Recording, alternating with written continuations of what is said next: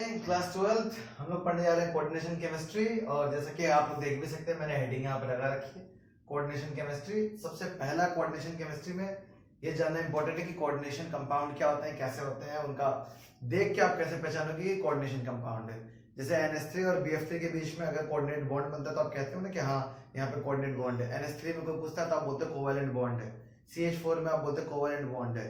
NaCl आता है तो बोलते हो आयनिक बॉन्ड है, क्योंकि आप 11th पढ़ चुके हैं इसलिए आपको ये पता होना चाहिए। तो वैसे ही कैसे आप कोई भी कॉम्प्लेक्स देखोगे और बोलोगे कि यहाँ पे कोऑर्डिनेशन केमिस्ट्री है या ये पूरा उसकी तरह चलेगा, तो उनका नोटेशन होता है ये MLX ± n ब्रैकेट। अब ये जो ब्रैकेट है इसको हम बोलते हैं कोऑर्डिनेशन स्फीयर। इसके अंदर ही सारी बात होनी है। और ये रहा ऐसे MLX और ± n। n क्या होता है, मैंने यहाँ लिखा central metal atom. Central metal atom क्या होता है अभी आपको थोड़ा देर में समझाते हैं। L क्या है, लिगेंड्स।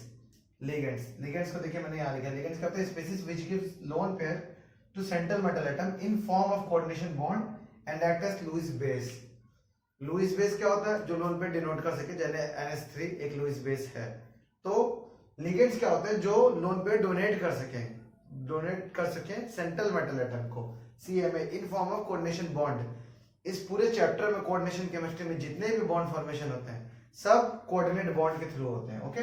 और सब लुईस बेस होते हैं, जिनको हम लिगेंड्स बोलते हैं वो लुईस बेस होते हैं, ठीक है। सेंट्रल मेटल एटम क्या होता है, मैंने यहाँ पे एग्जांपल दिया है। एग्जांपल में आप देखें जैसे K4 ब्रैकेट स्टार्ट हुआ FeCN6। तो कोऑर्डिनेशन केमिस्ट्री सारा ट्रांजिशन मेटल के ऊपर बात होता है, डी ट्रांजिशन मेटल। तो इनको हम बोलते हैं सेंट्रल मेटल एटम।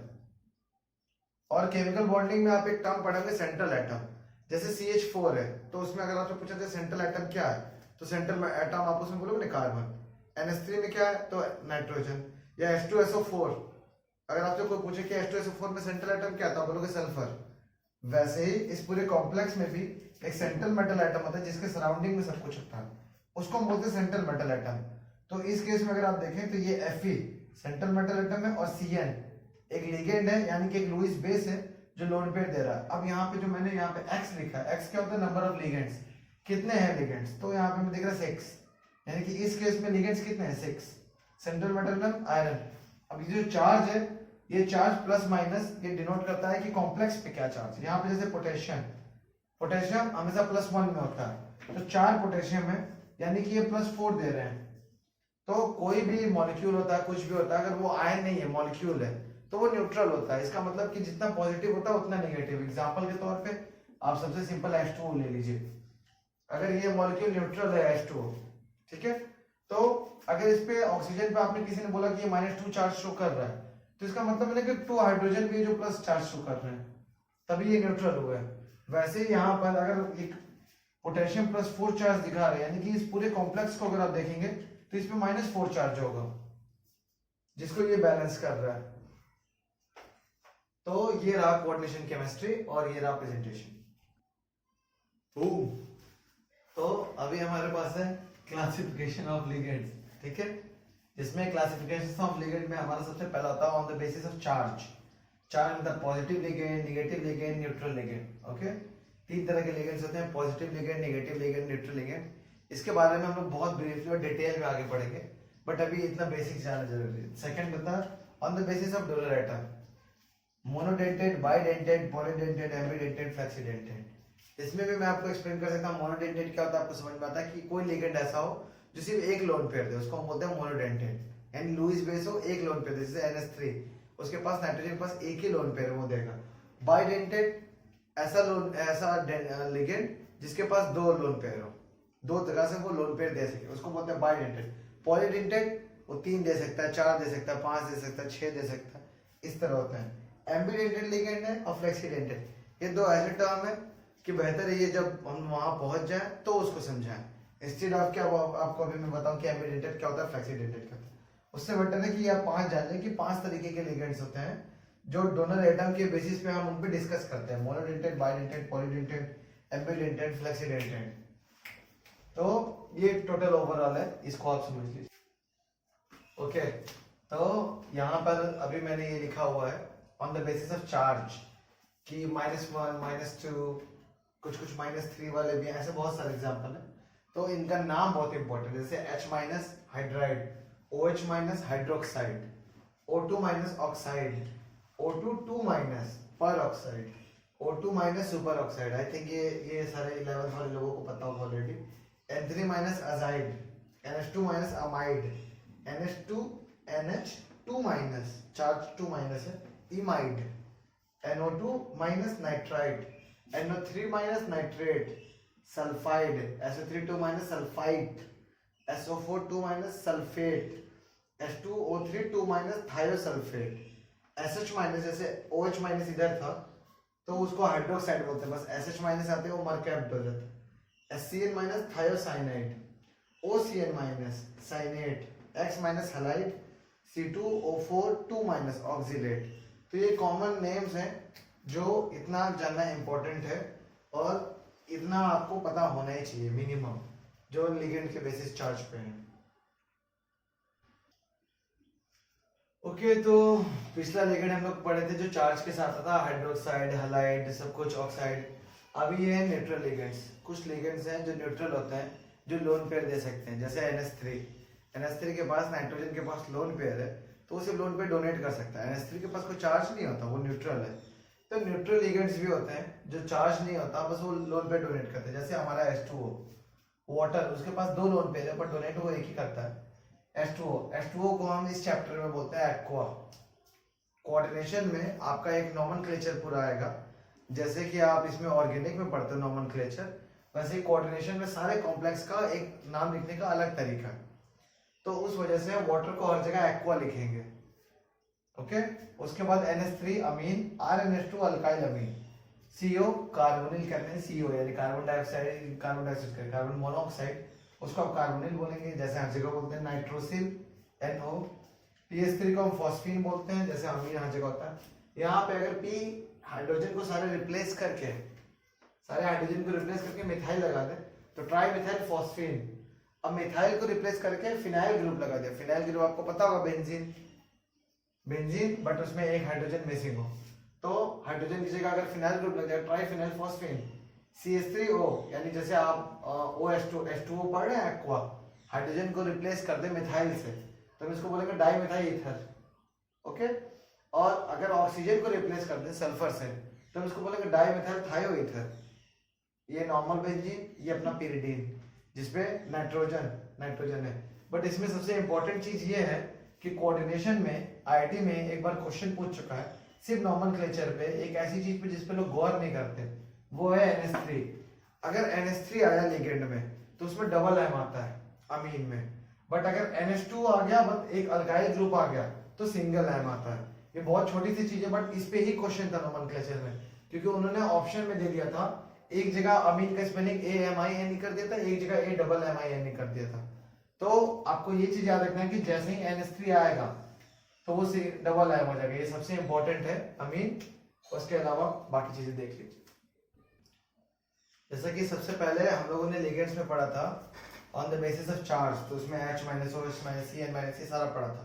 तो उसके बाद मैंने आपको न्यूट्रल लिगेंड बता दिया। अब पॉजिटिव लिगेंड बहुत ही कम होते हैं जो पॉजिटिव उन पे चार्ज हो और वो लिगेंड भी हो, क्योंकि ये बात ये होती है कि लोन पेयर देने की टेंडेंसी होती है कि लोन पेयर किसी को डोनेट कर देना, ठीक है, और वो ज्यादातर किसके पास होगी, जिसके पास इलेक्ट्रॉन पहले से ज्यादा होगा।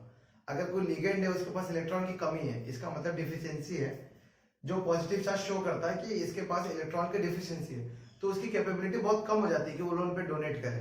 तो पॉजिटिव लिगेंड बहुत कम होते हैं, बट यही दो आप उसे पढ़ने हैं, जैसे NO+ और N2H5+। NO+ को बोलते हैं नाइट्रोसोनियम और नाइट्रोसीलियम, ओके, और N2H5 को बोलते हैं हाइड्रोजेनियम। ये दो पॉजिटिव लिगेंड है जो लोन पे डोनेट करते हैं, बट बाकी सबके साथ ऐसा नहीं होता। तो पॉजिटिव सबसे कम है, और कॉमन सेंस से आप समझ सकते हैं कि जो नेगेटिव होंगे आयंस, जितने भी negative H2H minus O2 minus CN minus, ये सारों के पास क्या है कि उनके पास इलेक्ट्रॉन बहुत ज्यादा है, जिसके वो दिखा रहे हैं चार्ज के फॉर्म में कि मेरे पास नेगेटिव चार्ज, इसका मतलब मेरे पास इलेक्ट्रॉन बहुत ज्यादा है, तो वो डोनेट कर देंगे, उनके डोनेट करने की टेंडेंसी बढ़ जाएगी इंस्टेड ऑफ पॉजिटिव लिगेंड के। तो ये 3 तरह के लिगेंड्स होते हैं जो मैंने आपको बता दिया। सबसे पहले मैंने आपको नेगेटिव बताया, नेगेटिव में अपने पास मैक्सिमम लिगेंड थे। उसके बाद न्यूट्रल, जैसे एक्वा था हमारा न्यूट्रल, फिर उसके बाद अमीन था, न्यूट्रल लिगेंड थे। उसके बाद मैंने आपको पॉजिटिव लिगेंड बता दिया। अब जो हमने बहुत पहले हेडिंग डाली थी कि on the basis of density, denticity क्या होती है, एक नया टर्म है, इसलिए मैं बता रहा हूँ। लिगेंड में मैंने जैसे बताया था मोनोडेंटेड होता है, बाइडेंटेड होता है, पॉलीडेंटेड होता है, एम्बीडेंटेड, फ्लेक्सीडेंटेड। तो उसमें क्या है, डेंटिसिटी मतलब होता है कि लोन पे कितने लोग दे रहे हैं या कितना ज्यादा दिया। डेंटिसिटी मतलब ये होता है जैसे वाटर है, अगर उसने सेंट्रल मेटल के पास गया तो वाटर को, जैसे मैंने मोनोडेंटेड में पहले ही आपको बताया था, जैसे मोनोडेंटेड देखिए यहाँ पे लिखा है ligand which can give only one lone pair to central metal atom. Ligand जो सिर्फ एक लोन पेयर दे सकते हैं सेंट्रल मेटल एटम को, उसको हम क्या बोलते हैं, मोनोडेंटेड। अगर कोई दो दे सकता तो उसको हम बाइडेंटेड बोलते हैं। ये जो एक और दो और ये, इनको हम बोलते हैं डेंटिसिटी। ये यहाँ on the basis of denticity. Denticity मतलब कि कोई भी लिगेंड कितना लोन पेयर दे सकता है, उसको हम बोलते हैं डेंटिसिटी, उसकी उस कैपेबिलिटी को बोलते हैं। तो मोनोडेंटेड में हमारे पास ये है, जैसे कि H माइनस है, अगर मैं इसको थोड़ा सा एक्सप्लेन कर देता हूँ ताकि आप समझ सके। H माइनस हाइड्रोजन के पास एक इलेक्ट्रॉन होता है, माइनस आने का मतलब हुआ कि उसके पास दो इलेक्ट्रॉन है, उसके पास सिर्फ दो इलेक्ट्रॉन है, तो यही लोन पेयर को दे देगा ना सेंट्रल मेटल एटम को। अब जब ये इसने दे दिया तो इसके पास जो दो इलेक्ट्रॉन थे इसने दोनों दे दिया, तो दो से ज्यादा ये नहीं दे सकता ना, मतलब एक लोन पेयर ऑफ इलेक्ट्रॉन है उसने दे दिया, अब एक से ज्यादा नहीं दे सकता, तो ये मोनोडेंटेड हो गया कि इसके पास ऑप्शन ही नहीं है कि दे सके। अब जैसे कि देखिए O2 2 माइनस, इसके पास Cn माइनस है, Cn माइनस का स्ट्रक्चर 11th आप लोग पढ़ चुके हैं तो आप लोगों को आना चाहिए, ठीक है। Cn माइनस जैसे मैंने पढ़ाया था, नाइट्रोजन अगर 3 बॉन्ड बना लेता है एक लोन पेयर है, ओके। यहाँ पे कार्बन है, कार्बन पे एक फ्री इलेक्ट्रॉन है, Cn माइनस है, इसका मतलब एक और यहाँ पे आ जाएगा, यानी इस पे माइनस चार्ज आप कर दो कि ये है, ये स्टेबल है, इसका ऑक्टेट पूरा है। तो अब ये क्या करेगा, ये ऐसे दे देगा सेंट्रल मेटल एटम को, ठीक है।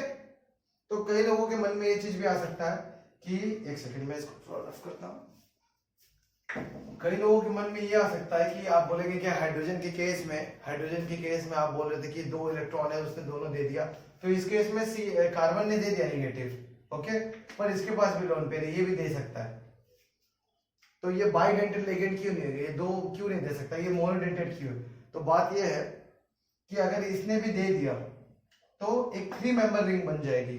सोचिए आप, ऐसे सेंट्रल मेटल एटम है, M से डिनोट करते हैं, यहाँ पे Cn आ गया एक लोन पेयर साथ और एक नेगेटिव, अगर इसने भी दे दिया और इसने भी दे दिया तो एक 3 मेंबर रिंग बन गई, M के क्रॉस 3 मेंबर की रिंग बन गई, जो कि हाईली अनस्टेबल होता है, ठीक है। 5 मेंबर 6 मेंबर बनती तो होती, इसलिए ये हमारा मोनोडेंटेड है, इसके पास चांसेस हैं दोनों देने के, बट ये मोनोडेंटेड है। तो अभी मोनोडेंटेड, बाइडेंटेड, इस तरह सारे हैं, तो बाइडेंटेड में भी आपको मैं पूरा एक्सप्लेन करता हूँ। मोनोडेंटेड में बड़े सिंपल कुछ है जो मैंने यहाँ लिख रखा है, ओके। अरे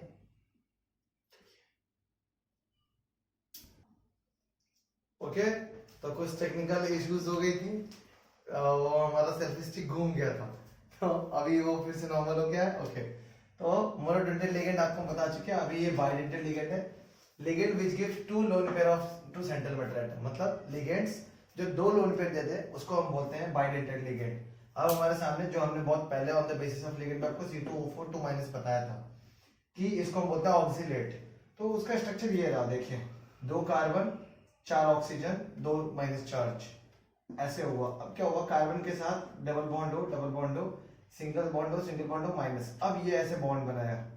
तो अगर आप इसको काउंट करते हैं, देखिए 1 2 3 4 5 मेंबर रिंग बन रही, तो इसको हम क्या बोलेंगे, सिमेट्रिकल बनाता है, 5 मेंबर रिंग बनाता है जो एक फॉर्मेशन होता है।